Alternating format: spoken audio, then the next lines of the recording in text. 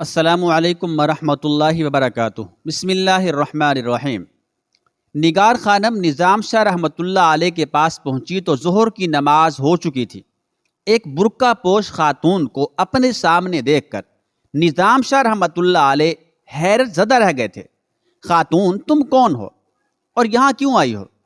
کیا تم نہیں جانتی میں ایک درویش بے سر و سامہ ہوں اور میرے پاس اہل ضرورت کو دینے کے لیے کچھ نہیں ہے۔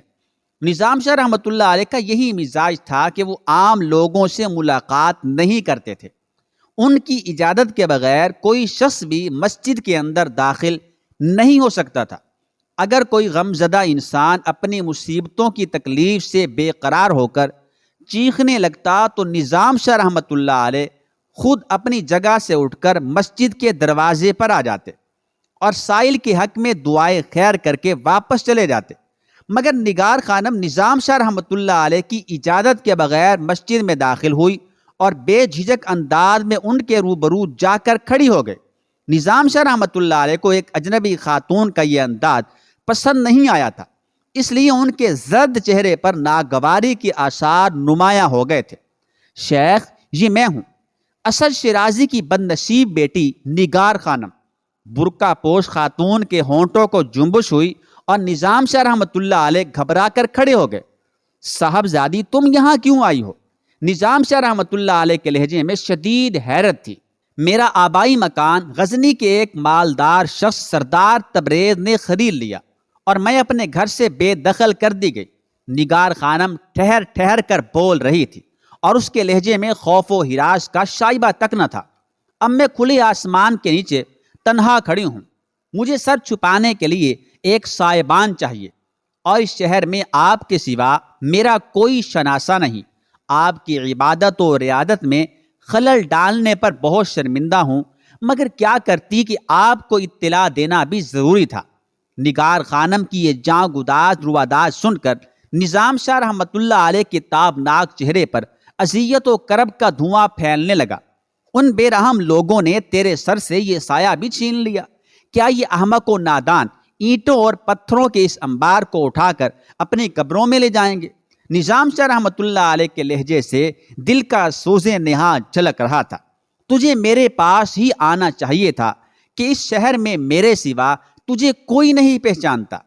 میں بہت خوش ہوں کہ تو نے اس رشتے کی اہمیت کو پوری سچائی کے ساتھ محسوس کیا۔ یہ کہہ کر نظام شاہ رحمۃ اللہ علیہ نے اپنا کمبل کاندھے پر ڈالا اور نگار خانم کو اپنے پیچھے آنے کا اشارہ کرتے ہوئے مسجد سے باہر نکلے۔ راستہ چلنے والے لوگوں نے ایک برقع پوش خاتون کو نظام شاہ رحمۃ اللہ علیہ کے ساتھ جاتے ہوئے بڑی حیرت سے دیکھا، مگر کسی کو کچھ پوچھنے کی جرت نہ ہو سکی۔ نظام شاہ تیز قدموں سے چلنے کے عادی تھے۔ نگار خانم کی وجہ سے وہ چلتے چلتے اچانک رک جاتے تھے، پھر کئی گلیاں عبور کرنے کے بعد نظام شاہ رحمۃ اللہ علیہ ایک معمولی سے مکان کے سامنے ٹھہر گئے اور بلند آواز میں پکار کر بولے، احمد سالار۔ دوسرے ہی لمحے دروازہ کھلا اور ایک 8 سالہ بچہ باہر آیا۔ یہ اسی فوجی کا بچہ تھا جو 4 سال پہلے ایک جنگ میں شہید ہو چکا تھا اور جس کی ماں کے اصرار پر نظام شاہ نے اس یتیم بچے کی تعلیم و تربیت کی ذمہ داری اپنے سر لے لی تھی۔ اپنے استاد کو دیکھ کر احمد سالار مؤدب ہو گیا۔ اپنی ماں سے کہو کہ نظام شاہ آیا ہے۔ احمد سالار کی ماں پہلے ہی نظام شاہ کی آواز سن کر دروازے کے قریب آ گئی تھی۔ بھائی، آپ اندر تشریف لے آئیں۔ نظام شاہ نگار خانم کو لے کر مکان کے اندر داخل ہوئے۔ احمد سالار کی ماں نے نظام شاہ رحمۃ اللہ علیہ کے بیٹھنے کے لیے ایک صاف چادر لکڑی کے تخت پر بچھا دی، مگر نظام شاہ رحمۃ اللہ علیہ نے کھڑے کھڑے کہا، بہن، میں بیٹھوں گا نہیں، اس لڑکی کو تمہارے پاس چھوڑنے آیا ہوں۔ نظام شاہ رحمۃ اللہ علیہ نے نگار خانم کی طرف اشارہ کرتے ہوئے کہا، یہ غزنی کے ایک معزز شخص اسد شیرازی کی بیٹی ہے، اس کی سچائی نے اسے گھر سے بے گھر بنا دیا ہے۔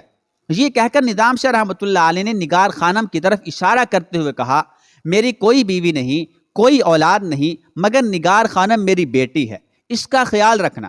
احمد سالار کی ماں نے آگے بڑھ کر نگار خانم کو گلے سے لگا لیا، یہ آپ کی طرح میری بھی بیٹی ہے، میں اس کی کفالت کا ذمہ دار ہوں۔ نظام شاہ رحمۃ اللہ علیہ نے احمد سالار کی ماں کو مخاطب کرتے ہوئے کہا، تمہیں کوئی تکلیف نہیں ہوگی۔ آپ کس کس کی ذمہ داری اٹھائیں گے؟ احمد سالار کی ماں تڑپ کر بولی، آپ میرے لیے اور میرے بچے کے لیے ساری ساری رات مزدوری کرتے ہیں، اور ابھی اس بیوہ عورت کی بات مکمل نہیں ہونے پائی تھی کہ نظام شاہ رحمۃ اللہ علیہ جھنجھلا کر تیز آواز میں بولے، چپ ہو جاؤ، کیوں مجھے رسوا کرتی ہو؟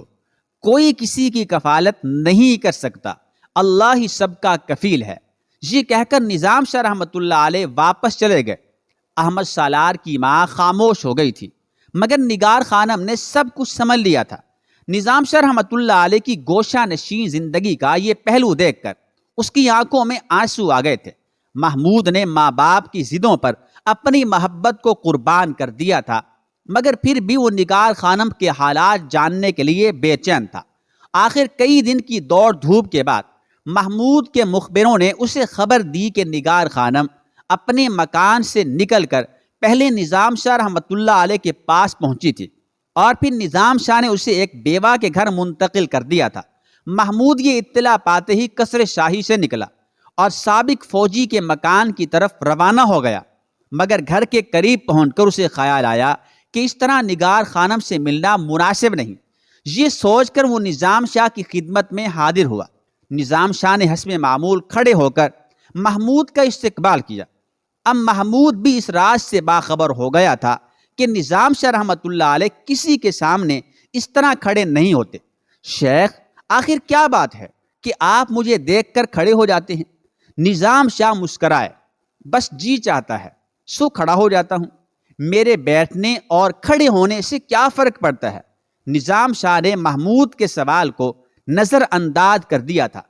اگر آپ اجازت دیں تو میں نگار خانم سے ملنا چاہتا ہوں۔ محمود نے جھجکتے ہوئے کہا، اب اس سے مل کر کیا کرو گے؟ نظام شاہ رحمۃ اللہ علیہ نے سرسری انداز میں پوچھا۔ شیخ، آپ جانتے ہیں کہ میں نے بہت کوشش کی تھی۔ یہ کہتے کہتے محمود کی آنکھوں میں آنسو آ گئے۔ میں بابا جان اور والدہ محترمہ کے حکم سے مجبور ہو گیا، انہوں نے مجھ سے اپنے حقوق طلب کیے تھے۔